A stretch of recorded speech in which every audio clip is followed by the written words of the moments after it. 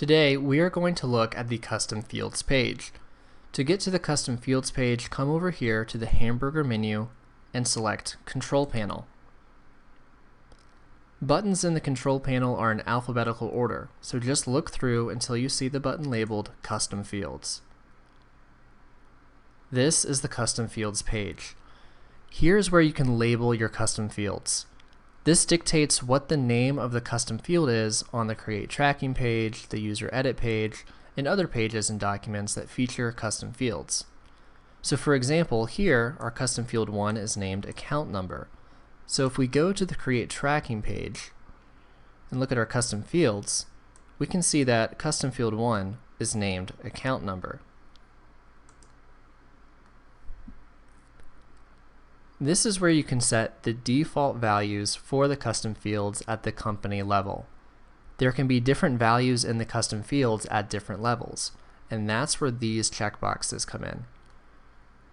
We have 6 columns of checkboxes: Pieces, Address Book, User, Company, Required, and Locked. These first 4 are different levels in which you can set a default value for the custom field. For example, in Address Book, when you're creating an address, you can add custom fields to go along with your address information.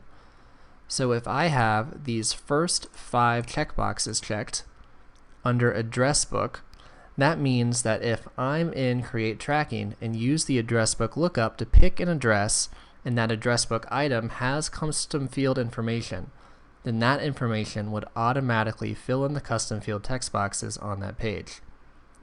Let me show you what I mean. We're going to save this and now go to Create Tracking. Right now, my custom fields are all named something 1 through something 10. So let's go to Address Book Lookup, and I'm going to pick this test address that has custom value 1 through 5 as the values for its custom 1 through 5 fields.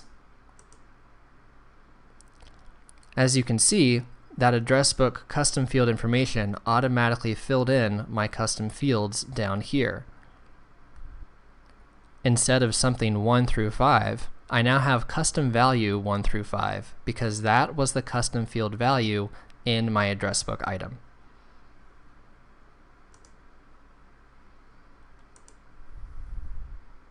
It works the same way with the user. In the user edit, you can put in your custom fields. So if that user is creating pieces, their custom field information would automatically be filled in when creating pieces.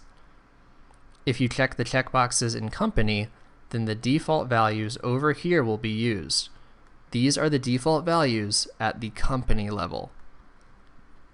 Pieces work the same way. You can set the custom field default values at the piece level and check these checkboxes to use that default value, but this is only available in the web service. So if you're not using the web service, you don't have to worry about the pieces column and it will not affect your workflow. You may be wondering, what happens if I check all of these checkboxes for this custom field? Well, let's say we selected the checkboxes under Pieces, Address Book, User, and Company, all in the first custom field row. In that case, the first place it's going to look for the first custom field value would be in Pieces. Now, if you don't have any custom field information in there, or if you're not using the web service, then the next place it'll look is the Address Book. If you didn't select an address from the Address Book lookup when making your piece, or the address you selected didn't have any custom field information correlated with it, then it's going to continue on and look at the user. If at the user level it doesn't find any custom field information, it'll finally look at the company level for the default custom field value, which is right here. If even these text boxes don't have anything in them, then there's no custom field information to be automatically filled in, and you will have to manually put in any custom field information you want when creating your piece. In short, if you have all of these checked, it's going to search from left to right. First, it'll look in piece. If there's nothing there, it'll look in address book, and then at user, and then finally at company for the default value, which again is right here. And that brings us to the required column. If we check the checkbox under required in the custom field 1 row, that means we cannot create a piece without having some sort of information in our first custom field.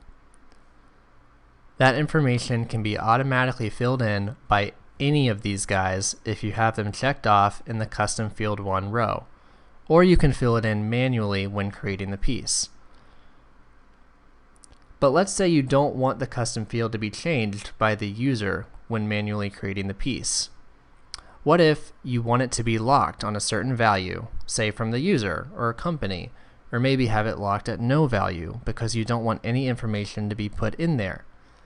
That's where this locked column comes in handy. Simply check this, and the user creating the piece will not be able to manually change the custom field when creating the piece. You can lock it so no information can be put in, or if you want it to be the same information every time, you could select company and unselect these so it fills in the company default value every time. Make sure you have a default value here for the company. And now custom field 1, or account number, will automatically have 123 filled in the text box, and that won't be able to be changed unless you unlock it. And that is how to use the custom fields and how they can help you accomplish your daily tasks as efficiently as possible.